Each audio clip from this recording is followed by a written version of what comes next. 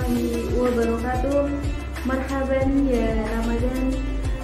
Alhamdulillah kita masih dipertemukan pada bulan suci Ramadan tahun ini dengan nikmat sehat tentunya, sehingga kita dapat menjalankan ibadah puasa dengan penuh berkah.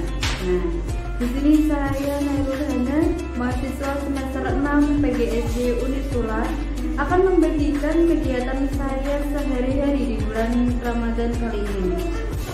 Salah satu kewajiban seorang muslim yang beriman adalah menuntut ilmu dan mengamalkannya. Nah, biasanya pondok pesantren ini sebagai wadah dalam menuntut ilmu di bulan Ramadan. Nah, biasanya orang Jawa ini menyebut posonan.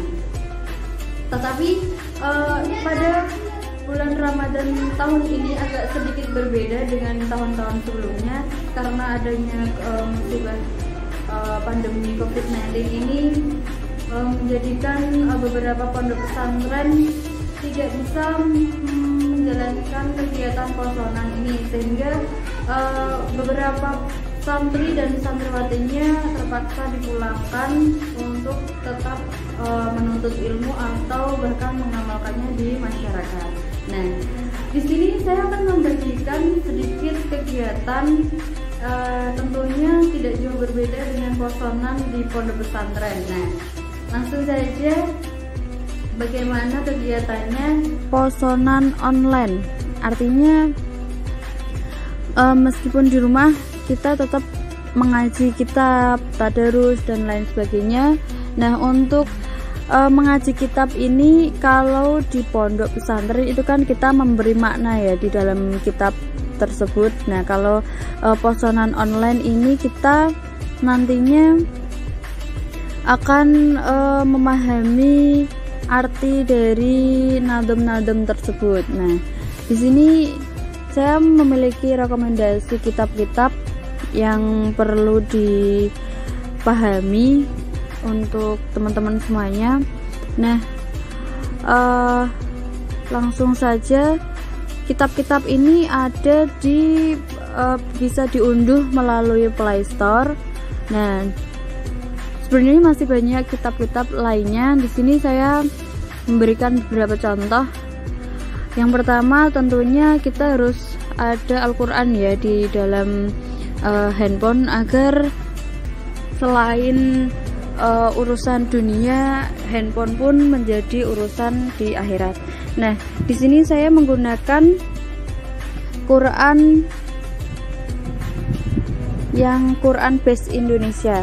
Nah, di sini Qurannya lengkap, ada Quran biasa, ada Quran tajwid perkata, kemudian ada jadwal maghrib, subuh sampai dengan isya. Itu sudah ada alamat yang saat ini kita tempati.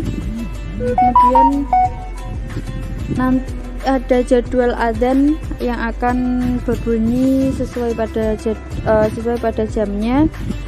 Nah, seperti ini. Kemudian langsung saja menuju ke kitab-kitab yang akan kita pahami. Di sini ada Fathul Qorib, Riyadhus Shalihin, kemudian ada Alala, Ukudul Jain, dan lain sebagainya. Nah, langsung saja kita buka langsung ke Fathul Qorib. Nah, di kitab Fathul Qorib ini kita akan mempelajari tentang toharoh, sholat, macam-macam sholat, zakat, puasa. Nah, di sini komplit ya. Contoh kita buka. Nah, di sini ada nadomnya, dijelaskan artinya macam-macam air, ada apa saja, sucinya kulit dan lain sebagainya. Ada mungkin puasa. Nah, syarat wajib puasa di sini dijelaskan. Selain itu, di kitab Fathul Qorib di sini ada kitab Alala. Nah, di kitab Al-Lala ini dekat sekali dengan kita ya, seorang pelajar ataupun santri. Di sini ada syarat mencari ilmu, mencari teman, keutamaan ilmu. Nah, mungkin adab-adab mencari ilmu di sini ada. Nah, ini ada nadhamnya. Nah, di sini ada terjemahan dari nadhamnya, artinya, kemudian kandungan atau penjelasannya. Nah, lengkap banget nih. Nah, bahasa lisan orang yang berilmu, memuliakan guru. Nih. Nah, punya. Ini ada penjelasannya. Selain Al-Lala, di sini juga ada kitab Akhlak lil Banin. Nah, di sini saya ambil di jilid 2. Di sini akhlak, memahami tentang akhlak, mempelajarinya. Nah, akhlak di sini banyak sekali yang bisa diterapkan di kehidupan kita. Jadi untuk berbuat dalam sesuatu kegiatan tidak asal-asal, jadi kita ada pedomannya agar tidak sesat nantinya, tentunya tidak salah, dan malah bisa jadi itu sebuah pahala. Nah, mungkin itu masih banyak lagi kitab yang lainnya. Jadi untuk pelaksanaannya nantinya kita jadwal. Biasanya kalau di pesantren itu kan kita pagi sebelum duhur atau pagi jam 8 itu kan di pesantren atau ada mengaji kitab. Kemudian di setelah duhur itu ada, setelah asar, dan sesudah tarawih lah itu kan ada mengaji kitab.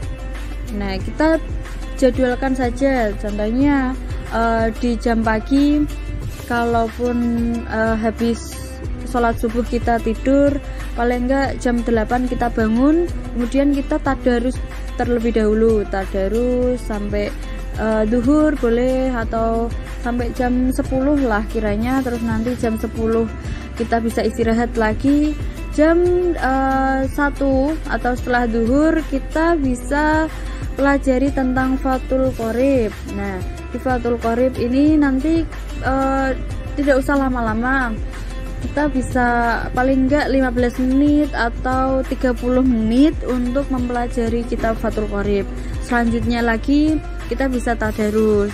Nah, kemudian untuk setelah asar, ba'da asyar ini kita bisa mempelajari kitab Al-Lala. Nah, ya masih sama di jam 12 tadi, sekiranya 15 menit atau 30 menit untuk membaca terjemahan dari kitab tersebut.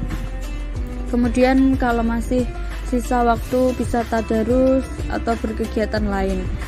Lalu untuk setelah tarawihnya kita bisa memilih kitab apapun, bisa kitab Akhlak lil Banin tadi, kemudian ada Fathul Mu'in. Nah, di sini ada kitab kuning. Kitab kuning ini banyak isinya, terdapat kitab-kitab. Nah, di sini ada Alfiyah Ibnu Malik, kitab Nahwu. Nah, ini banyak sekali panduan sholat, kitab Maulid. Nah, terserah kenyamanan kita. Jadi meskipun kita di rumah, kita masih bisa posonan. Nah, dalam artian kita memahami tentang ajaran-ajaran Islam. Nah, kemudian bagaimana ketika kita memiliki sebuah pertanyaan atau permasalahan yang kita belum paham dengan membaca saja. Nah, kita bisa bertanya sebab yang teman-teman tidak pahami kepada mungkin ustadz di kampung atau guru mengaji atau orang-orang alim yang bisa kiranya kita percaya untuk menjawab dari permasalahan kita tadi. Nah, kiranya seperti itu. Jadi intinya pergunakanlah waktu.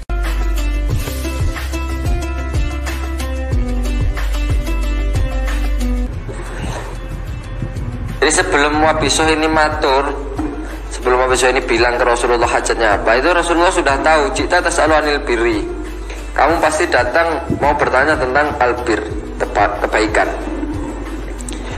Qultu na'am, ya Rasulullah. Wa qala istafti qalbak, mintalah fatwa kepada hatimu, mintalah petunjuk pada hatimu. Albiru matma'anat ilaihi nafsu watma'anna ilaihil qalbu. Karena gampang, tanda-tandanya kamu sedang melakukan kebaikan adalah hatimu tenang dengan melakukan perkara tersebut, dan ya hatimu tenang.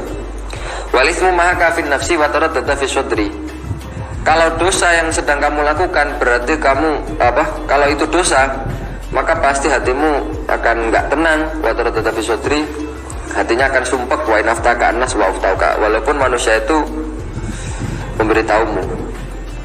Hadisun hasanur wa inafi mustati alim amin Ahmad bin Hanbal.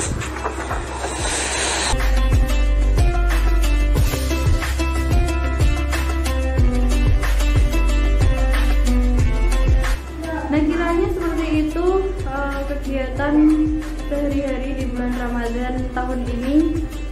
Semoga bermanfaat tentunya. Dan wassalamualaikum warahmatullahi wabarakatuh.